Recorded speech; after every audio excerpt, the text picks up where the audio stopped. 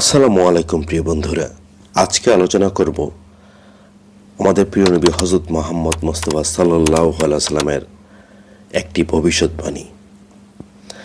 মিথ্যাবাদী দাজ্জালদের ব্যাপারে সতর্ক থাকার নির্দেশ।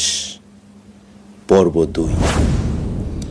এখানে দাজ্জালদের বলতে মসীহ দাজ্জালের আবির্ভাবের পূর্বে কিছু মানুষরূপী ধোঁকাবাজদেরকে বোঝানো হয়েছে, যারা মুসলমান রূপে দাজ্জালের মতো বিভিন্ন মন গড়া কথা বলে ফিতনা সৃষ্টি করবে।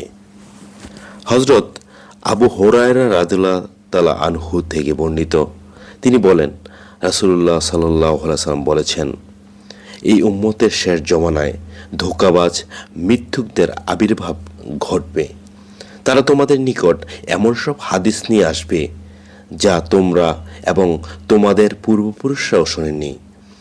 তোমরা এদের থেকে বেঁচে থাকবে যেন তারা তোমাদেরকে পথভ্রষ্ট করতে না পারে এবং তোমাদেরকে ফিতনায় নিপতিত করতে না পারে। মুসলিম মিসকাত শরীফ পৃষ্ঠা 28। এর ব্যাখ্যা হলো, ধোঁকাবাজ দল বের হয়ে লোকজনকে বলবে, আমরা উলামায়ে মাশায়েখ, আমরা ধর্মের দাওয়াতের কাজ করছি। মূলত তারা মিথ্যাবাদী। তারা মিথ্যা ও মন গড়া হাদিস বলবে এবং বাতিল আহকাম ও ফাসিক আকীদা উদ্ভাবন করবে।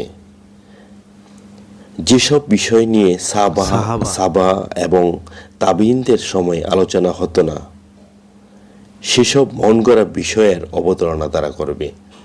মুসলমানদের ধর্মের নামে এসব বিদআত ও নতুন আচরণ থেকে বেঁচে থাকা ও বাধা দেওয়া জরুরি। এই মর্মে পবিত্র কোরআনে বর্ণিত আছে, তোমাদের দায়িত্ব তোমাদেরই ওপর। তোমরা যদি সৎ পথে পরিচালিত হও, তবে যে পথভ্রষ্ট হয়েছে সে তোমাদের কোনো ক্ষতি করতে পারবে না।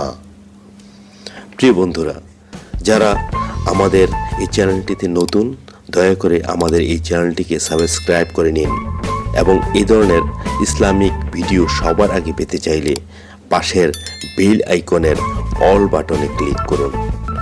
পরবর্তী পর্বগুলো খুব দ্রুতই পেয়ে যাবেন ইনশাআল্লাহ। সে পর্যন্ত আমাদের সাথেই থাকবেন। সবাইকে অনেক ধন্যবাদ।